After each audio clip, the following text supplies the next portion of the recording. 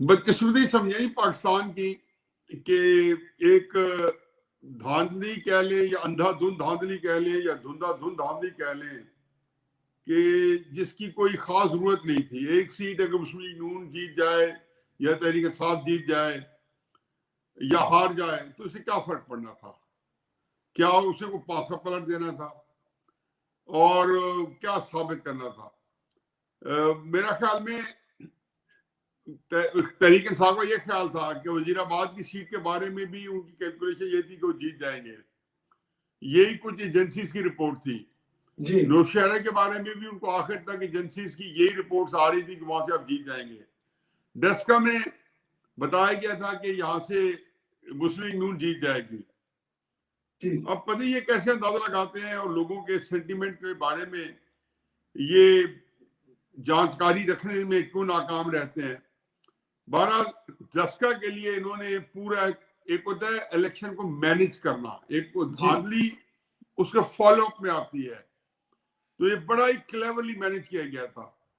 مثلا اس طرح مینج کیا گیا کہ آپ نے دیکھا ہے کہ ڈسکا شہر جو ہے جس میں میرا خیال ہے کہ 30 یا 40% ووٹس جو ہیں وہ شہر کے اندر ہے. ڈسکا کے اندر جو چھوٹا ٹاؤن ہے 1.5-2 لاکھ کی آبادی کا ہے, اس میں 1,00,000-1.25 لاکھ ووٹس ہونے چاہیے, مجھے ایگزیکٹ نہیں پتا.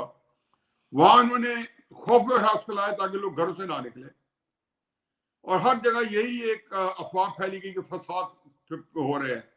یہ الیکشن جو ہمارا تو بڑا تجربہ ہو چکا ہے اور بے شمار الیکشن میں نے دیکھے ہیں. مجھے تو فاطمہ جناح کا الیکشن بھی یاد ہے جو 1964 اور 65 جنوری میں ہوا تھا, اور اس کے بعد بھی جتنے الیکشن ہوتے رہے. 1970 کا دسمبر کا الیکشن بھی اچھی طرح یاد ہے, اس میں 18 سال کا تھا. جی تو یہ الیکشن کے اندر یہ افواہیں جب آتی ہیں نا تو یہ بڑی جمہوری ماحول پیدا کرتے ہیں, کیوں ہر آدمی مثلا ایک ایم این اے کا الیکشن ہے تو وہاں سے تقریباً 450 پولنگ اسٹیشن ہوتے ہیں depending upon the size of the constituency. اس کی رقبہ بھی دیکھتے ہیں, آبادی کے ساتھ رقبہ بھی ہوتا ہے, تو جتنا بڑا رقبہ وہاں پہ زیادہ پولنگ اسٹیشن بنتے ہیں. تو ان میں ہر جگہ ہر بندہ اپنے پولنگ اسٹیشن کو مین کر رہا ہوتا ہے. چنانچہ جب آپ افواہ پھیلاتے ہیں تو کمیونیکیشن ایسا نہیں ہوتا, یہ پتہ چلتا ہے جی کہ ہر پولنگ اسٹیشن والے کو یہ بتایا جاتا ہے کہ اس دوسرے پولنگ اسٹیشن میں بڑا فساد ہے.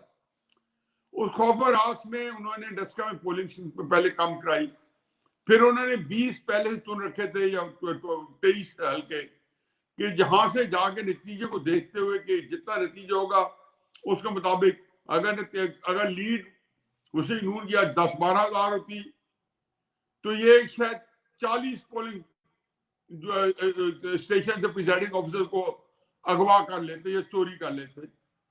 تو یہ ایک بدقسمتی ہے کہ حکومت نے اس کی ناک کے نیچے جو لاقانونیت وہ ایک چیز ہے, لیکن فری اینڈ فیئر الیکشن جو ہے اور جو کرپٹ پریکٹسز کے اوپر سینٹ کے الیکشن کے اوپر سپریم کورٹ کا جو کیس چل رہا ہے وہ کرپٹ پریکٹسز کے اوپر چل رہا ہے. یہ کیس بھی یہی ہے کہ اس کو کیسے روکا جائے. تو جہاں پہ آئین کے اندر کرپٹ پریکٹسز کے بارے میں کہا گیا کہ الیکشن کمیشن روکے گا اور آئین کی بے حرمتی ہوئی ہے یا ووٹ کی بے حرمتی ہوئی ہے, اور کس نے کی ہے؟ حکومت نے کیا, ریاست پاکستان نے کیا. اور آج مریم نواز صاحبہ نے تو کہا کہ ایجنسیز کے لوگ تھے, میرے پاس نام ہے. اب مجھے بتائیں کہ اگر کل کو نام بتا دیتی ہیں اور ایجنسیز کے لوگ, جیسے کہ کراچی میں آپ نے دیکھا تھا آئی جی کے اغوا کے سلسلے میں جب نام سامنے آئے, یا جب مختلف موقعوں پہ جب نیب کی عدالت میں نواز شریف صاحب کا کیس چل رہا تھا تو ایک کرنل صاحب, اب کتنے سینئر آدمی ہیں, وہاں سے منہ چھپاتے ہوئے نیب کی عدالت کے جج سے نکل رہے تھے. نیب کے جو جج ہے اس کی عدالت سے نکلتے ہوئے جا رہے تھے. تو یہ ساری جو چیزیں اس کے اندر پاکستان کے لوگوں کا ریاست کے اوپر سے اعتماد اٹھ چکا ہے, اور یہ بڑا ایک سنجیدہ معاملہ ہے کہ آپ کے شہریوں کا آپ کی ریاست سے اعتماد اٹھ جائے. دوسری طرف ریاست جو ہے وہ بھی کوئی مضبوط بنیادوں پہ کھڑی ہوتی, سیاسی عدم سے کام کا شکار, اقتصادی طور پر بدحال, ایک ابتری کی حالت ہے, گورننس فیلیور ہوئے ہیں, اور جو پارٹی گورن کر رہی ہے اس کی اندر کی لڑائیاں تو ایک عرصے سے چل رہی تھی لیکن سینٹ اور یہاں کر دیے. ان حالات کے اندر میں جب 22 کروڑ لوگ جو ہیں اگر وہ کسی نہ کسی طریقے سے کھڑے ہو گئے تو یہ پاکستان کے اندر کیا, میں اس ملک کے اندر آپ تو نوجوان ہیں, ہماری جو عمر پوری ایک آئیڈیلزم کے ساتھ گزار چکے ہیں, ہم کیا دیکھ رہے ہیں. خدا گواہ جب میں 20s میں تھا میرا خیال تھا کہ یہ حالات جو ہے ہم انشاءاللہ ٹھیک کر لیں گے. کیوں نہیں ٹھیک کریں گے؟ پاکستان ضرور ٹھیک ہوگا. پھر 10 سال بعد کہتے تھے. پھر اب جب لک بیک کرتے ہیں تو سمجھتے ہیں کہ اس خرابی میں شاید ہم ہی ذمہ دار ہیں کہ ہماری جنریشن بڑی ہو رہی تھی. تو اس ملک کے اندر میرا خیال میں وہ جو کہتے ہیں کہ جب یہ لاٹھی میری ہے تو بھینس تو تمہاری ہے, جن کے پاس جب طاقت آتی ہے تو وہ یہ سمجھتے ہیں کہ یہ ڈیوائن رائٹ ہمارا ہی ہے کہ ملک ہمارے قبضے سردار میں رہے. بس ٹھیک ہے, پھر اگر طاقت اگر مائٹ از رائٹ ہی ہے تو وہ تو اس میں آپ ملک پہ تو قبضہ کر لیتے ہو اور حکومت بھی گرا لیتے ہو, حکومت بنا بھی لیتے ہو, لیکن چل نہیں سکتی. اب ڈسکا کا الیکشن ایسی چیز ہے کہ جس نے ہماری جگہن سے یہ علیحدہ کرائی ہے. اب اس اسٹیٹ کے اوپر کس کا کیا اعتبار ہے, اور لوگ ایسے کہ ایسے بفر گئے ہوئے ہیں. میرا حقیقت ہے کہ ابھی تو یہ شکر کریں کہ جو پی ڈی ایم کی لیڈرشپ ہے ان کے اندر وہ جذبہ حریت وہ نہیں ہے جو عوام کے اندر پیدا ہو چکا ہے.